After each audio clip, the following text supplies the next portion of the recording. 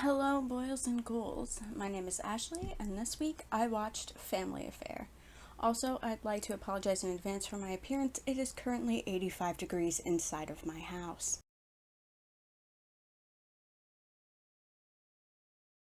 Now, this movie, if you want a movie that's like funny and doesn't require you to like pay close attention to follow along, this is your movie. Like, I started crocheting a top watching this movie. It was funnier than I was expecting it to be, and also maybe a little relatable. Like, I guess it depends on like people and their situations, but this movie is about this girl Zara, played by Joey King, who is the personal assistant to a famous actor. Like, so famous he hasn't been to a grocery store in 10 years. His name is Chris. He's played by Zac Efron. He ends up in a relationship with Zara's mom, which is a little weird because that's her mom and her boss, right? The mom, Brooke, is played by Nicole Kidman. And my favorite part of the movie is, in fact, Zara's grandmother, who is played by Kathy Bates. And anytime you put Kathy Bates in something, I'm probably going to like it. As somebody who works in childcare, has worked in childcare for the majority of my life, I feel like being a personal assistant is a very similar thing. I could probably do that with my experience.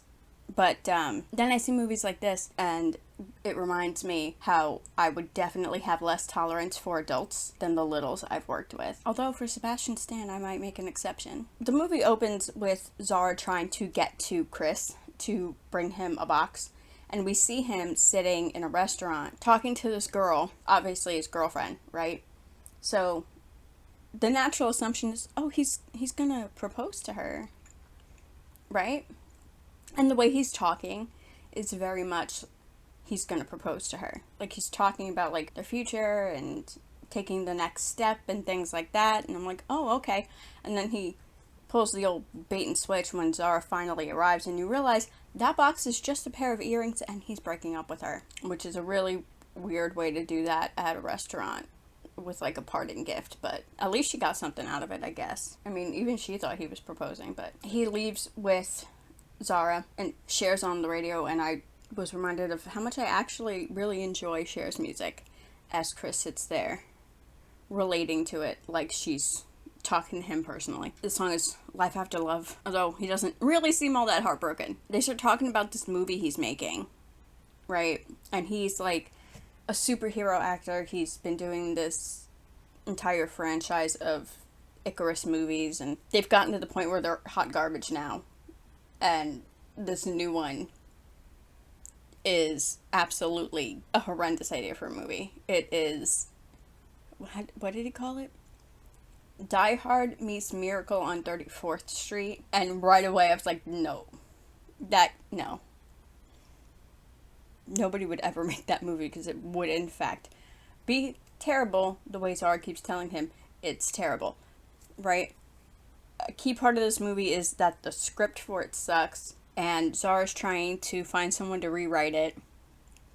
Chris, 2 years ago when he hired her, said, oh, I'm gonna like teach you the business and you can be like, work your way up to producer in my company. And here we are 2 years later, and she's still like running errands, and he's not taking her seriously or giving her any like opportunity, right? This movie itself, like Die Hard, takes place at Christmas, but because it's California, you would never know until you see the occasional Christmas tree pop up in the background. Zara, while looking for writers, goes to her friend, who is, I guess, an aspiring like script writer or whatever, as she's reorganizing some lady's closet, and she gets a call from Chris, and she doesn't answer him, and ends up, when she's done talking to her friend about this crappy script and please help me, we need someone to save it, she leaves and she goes to see Chris. And here's one of the reasons why I feel like maybe I couldn't do this job. He's constantly holding her job over her head, threatening to fire her. Like, in this instance where she's arriving at his house, he's changed the code because he wanted her there sooner and she didn't answer the phone, and is like through the intercom telling her, you need to write me an apology letter. And I'm like, are you serious? Are you serious right now? Like, I think she says he's 34. And I'm like, he's acting like that and he think it's okay? But whatever.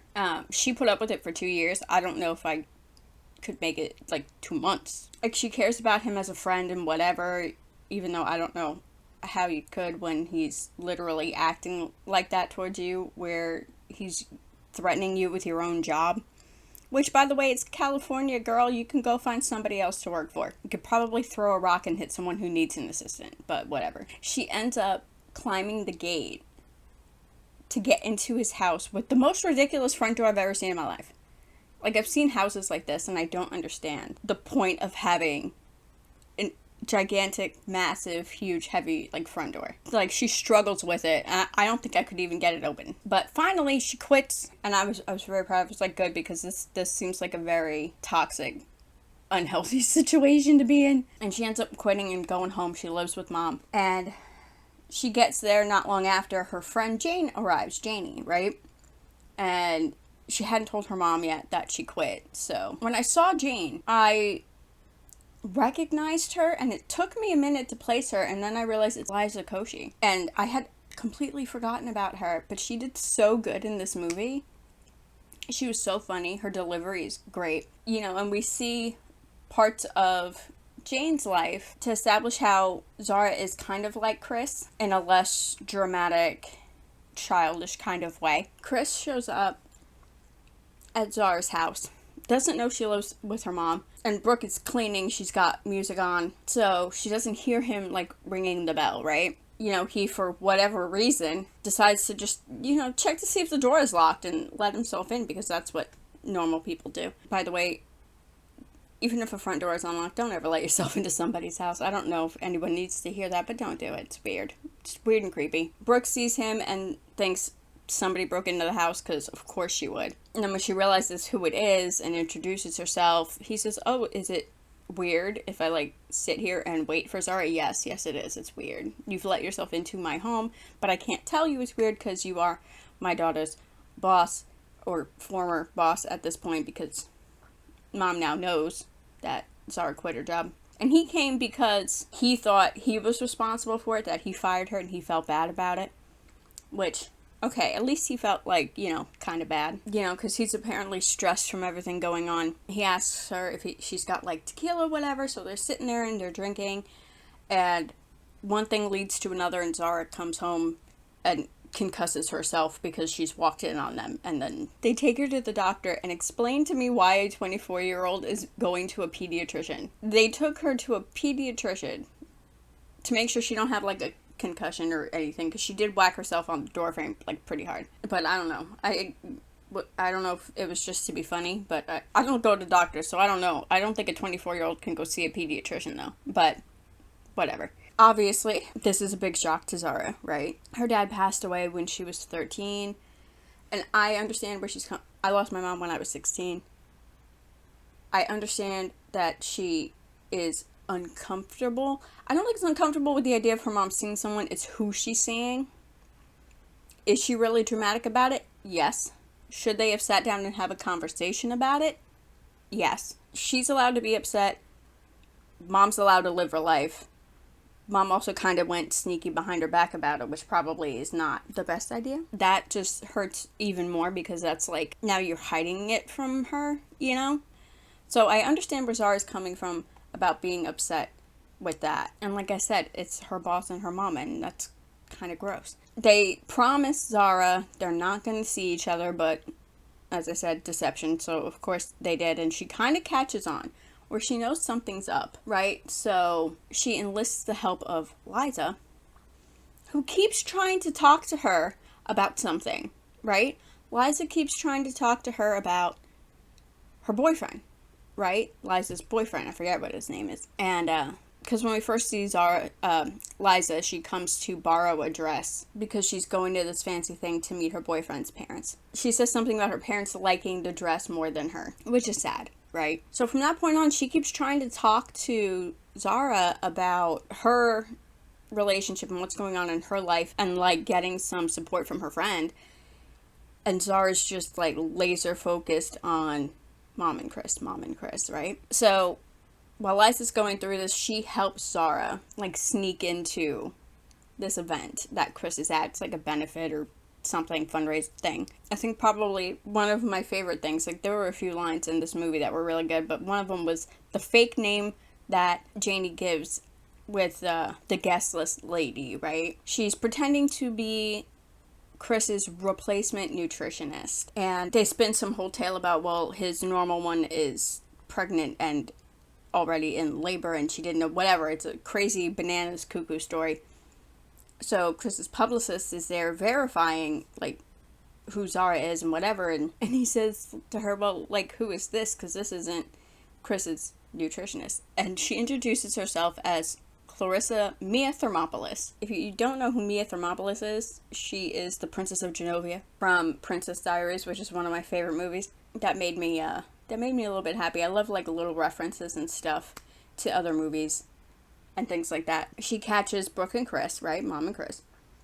And she's obviously upset because, again, they're sneaking around and not being honest with her and whatever. And Brooke is trying to explain to her how she feels, and she makes a mistake of bringing up the late husband, and that upset her even more because that's her dad. So they both go home. Brooke calls Zara's grandma, who is actually her mother-in-law, right? It's not her mom, it's her late husband's mom, who, before they were even married, she was Brooke's publicist, so they have a pre-existing relationship. So she calls her up. Zara's on the phone with Janie. Janie, who is still with the boyfriend at this time, he's asleep in bed next to her while she's talking to Zara on the phone. Brooke's on the phone with Grandma, I'm not sure what her name is, and she says, you know, between you and your daughter, I can't even live my own life.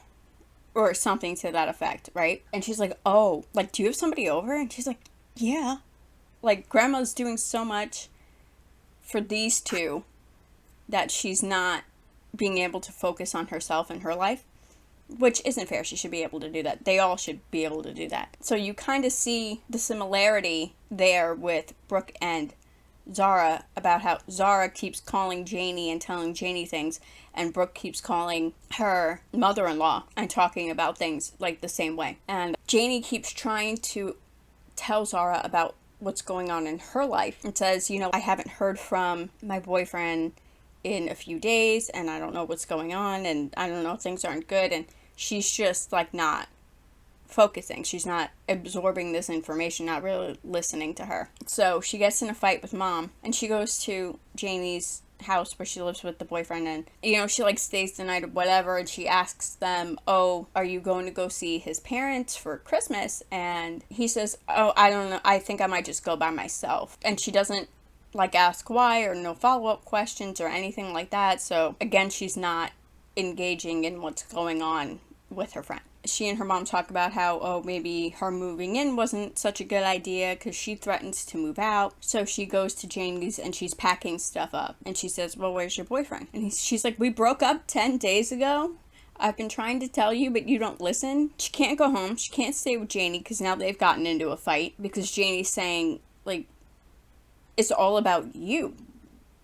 You make everything about you and what's going on with you, that you don't notice anyone around you. And I think most people have gone through an experience like that with, like, a friend or a relative or something where they don't notice what's going on with you even when you're trying to tell them, and it's very annoying. And you can only take it for so long. It can't be all about one person all the time.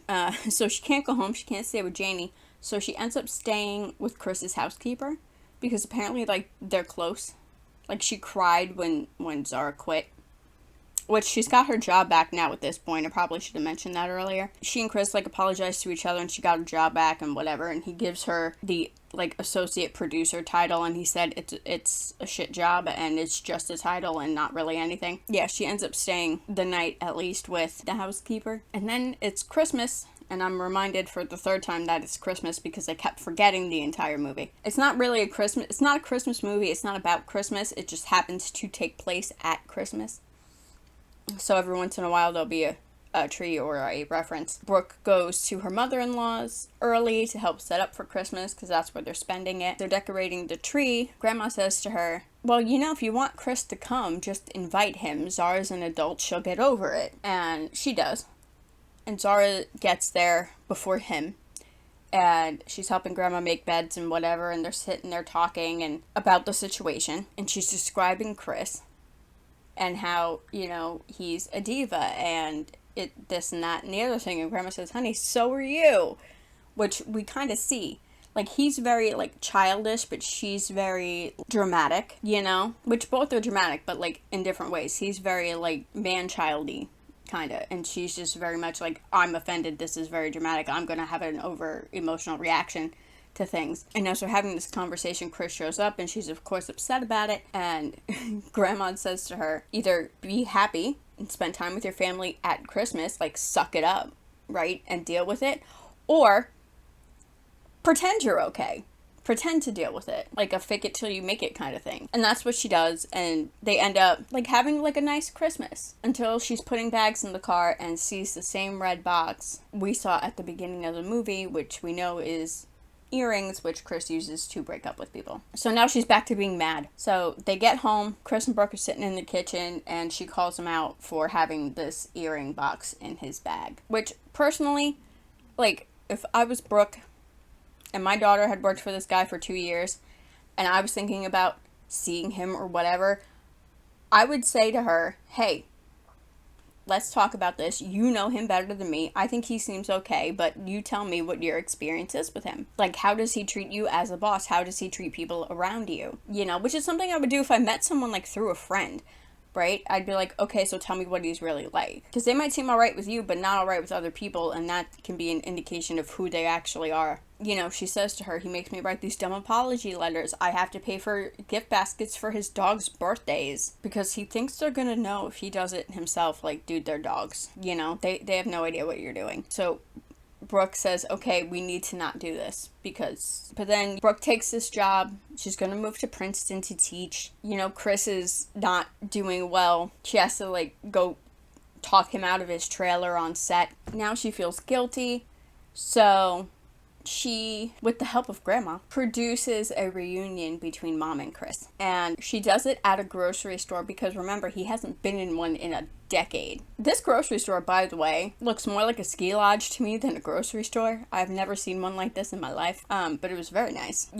She tells him, you need to start, like, maybe doing normal people things, like grocery shopping and whatever. So they walk in and he's like, oh wow, no one's looking at me or anything, this is great, because he doesn't realize that everyone in there is like an extra, right? They're like a hired actor that's paid to ignore him and pretend that he is not sitting there, not walking around in there. As they're in the store walking around, and he's like picking out things that he wants, and he throws a box of Apple Jacks at her, which I had Apple Jacks for the first time in years a couple weeks ago, and they were so good.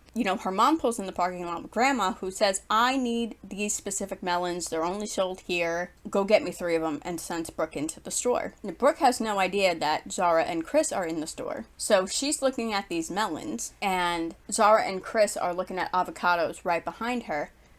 So Brooke kind of knocks some off, and she gets real loud. She's like, oh, Chris, come on. The mom turns around and is like, oh, what are you guys doing here? And they start talking, and Zara's like, I'm sorry.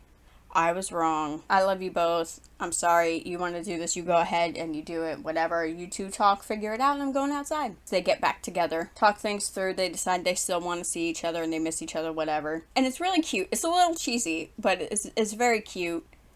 Zara's standing behind one of the checkout lines, and she's on her little, like, radio, right?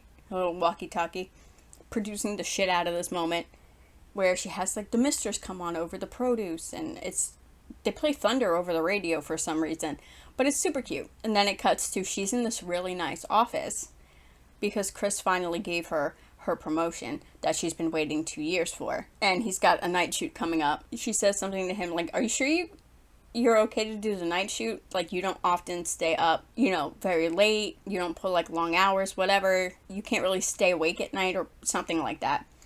And he makes, like, a your mom joke, and now she's disgusted again because it's her actual mom, and he's in her, and it's gross. But it was funny, but also gross. And I really did enjoy watching this movie. It's on Netflix. If you want to watch it, you should. It was funny. But yeah, that's all for this video. Please subscribe if you want. Click like if you feel like it. If you want to recommend something, you can do so in the comments down below. And I will see you guys next time. Be excellent to each other. Bye.